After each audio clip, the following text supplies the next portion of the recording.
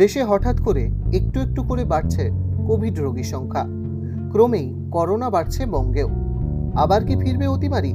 এমন পরিস্থিতিতে কোভিডের মাথাচাড়া দেওয়ার সম্ভাবনার আবহে সরকারি বেসরকারি সব হাসপাতালেই তাদের চূড়ান্ত প্রস্তুতি নিতে শুরু করেছে।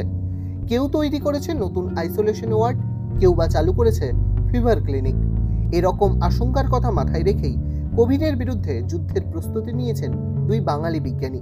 তাদের অস্ত্র আর্টিফিশিয়াল ইন্টেলিজেন্স ও মেশিন লার্নিং।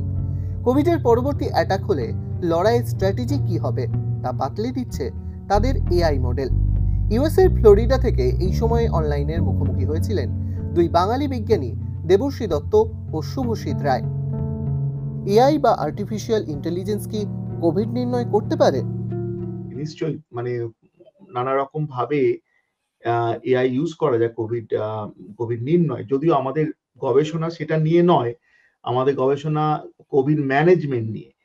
কারো কোভিড হয়েছে, কোভিডটা আরটিপিসিআর দিয়ে শনাক্ত করা হয়েছে, তারপর তার কি হবে, তারপর তার কতটা সম্ভাবনা আছে যে তার শরীর প্রচন্ড খারাপ হয়ে যাওয়া, হয়তো উনি বাঁচানো গেল না ওনাকে, বা ওনার ভেন্টিলেশন লাগলো বা আইসিইউ লাগলো। যদি আগে ভাগে বলে দেওয়া যায়, যদি আগে ভাগে চিহ্নিত করা যায়, তাহলে সেই পেশেন্টকে আমরা নিয়ে অনেক দূর এগোতে পারি, বা আগে থেকে ট্রিটমেন্ট প্ল্যান গুলোকে সেভাবে আমরা রাখতে পারি। তো সেটা আমাদের প্রথম গবেষণার একটা অঙ্গ। তবে একটা কথা হচ্ছে যে, আপনার কোশ্চেনের একটু উত্তরটা আমি এভাবে দিই। এটা এআই সত্যি কি কোভিড নির্ণয়ে, কোভিড শনাক্তকরণে যে কাজে যাবে না? হ্যাঁ, যায়। কিছু রিসার্চ হয়েছে এই নিয়ে। যেমন ধরুন x-ray, CT scan, lung ultrasound, এইগুলো দেখে ইমেজ প্রসেসিং করে এআই কিন্তু তাকে ডিটেক্ট করা গেছে, না এর কোভিড আছে বা কোভিড হয়েছে বা কোভিডের চিহ্ন আছে। এই গবেষণা চিকিৎসা ক্ষেত্রে কতটা কাজে লাগবে?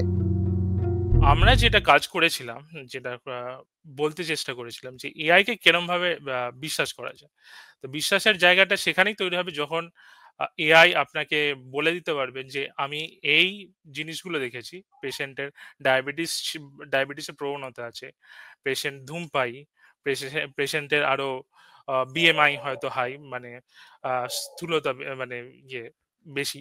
সেই সব অ্যানালিসিস করে তো মেশিন বলে দেবে যে এই কারণে আমার সিদ্ধান্তটা এসছে। তো সেই জায়গা থেকে আমরা ট্রাস্ট ওয়ার্দি, যেটাকে বলি বিশ্বাস যোগ্যতা। জোগানোর জন্য তখন আমরা এই স্যাপ বলে একটা পদ্ধতি আছে, সেটা ইউজ করে আমরা চিহ্নিত করতে পারি কোন কোন ফ্যাক্টরের জন্য পেশেন্টের এই গুরুতর কন্ডিশন হতে পারে। চিকিৎসকেরা কি আপনাদের এই গবেষণাকে মান্যতা দিচ্ছেন? এক রেডিওলজিস্ট বলছিলেন যে রেডিওলজিস্টরা এআই কখনো রেডিওলজিস্টদের রিপ্লেস করতে পারবে না, কিন্তু তাদেরকে রিপ্লেস করতে পারবে যে রেডিওলজিস্টরা এআই জানে না। এটাই হচ্ছে ব্যাপার। কিন্তু কখনো আমি বলছি না ডাক্তারকে রিপ্লেস করছে, কিন্তু ডাক্তারদেরও আজকাল এআই জানতে হবে। আরেকটা ব্যাপার, তখনই এআই কে বিশ্বাস করবে যখন এআই মানুষের থেকে বেশি বুদ্ধি ধরতে পারবে। তো এখনো এগুলো গবেষণা স্টেজে, এখনো গবেষণা করছি।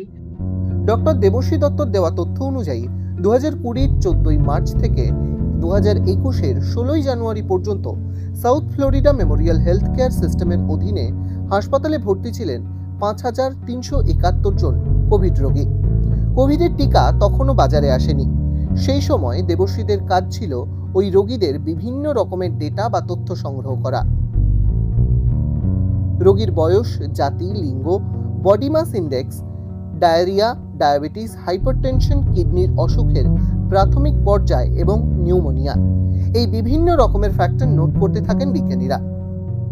তারপরে দেবশ্রী ও শুভশীতরা দেখেছিলেন ওইসব রোগীদের মধ্যে কতজনের ভেন্টিলেশন সহ আইসিইউ দরকার পড়ছে, কতজনের শুধু আইসিইউ এর প্রয়োজন হয়েছিল।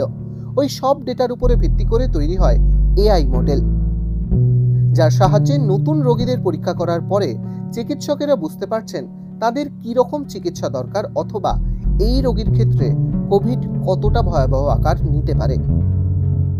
বিদেশের মাটিতে করা গবেষণা ভারতে কতটা প্রভাব ফেলবে?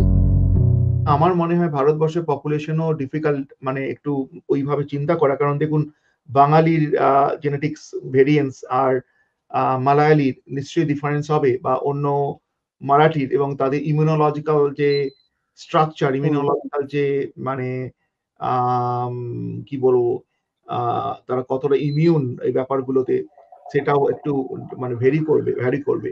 তো সেখানে অবভিয়াসলি এগুলো দরকার যে ডিফারেন্ট মানে মানে জনসংখ্যা ভিত্তিতে এগুলোকে কাজগুলো করা এবং দেখা রেজাল্ট গুলো কোনো ভেরিয়েশন আসছে কিনা, বা কিভাবে ডিফার করছে। কোভিড নিয়ে সাধারণ মানুষ আবার উদ্বিগ্ন হচ্ছেন। ভয় পাওয়ার মতো কি কিছু রয়েছে? শুধু তো আর এআই গবেষণা নিয়ে তো কোভিড বা অন্য রোগী মানে একটা ট্রিটমেন্ট প্ল্যান বার করা হয় না, আরো অনেক গবেষণা লাগে।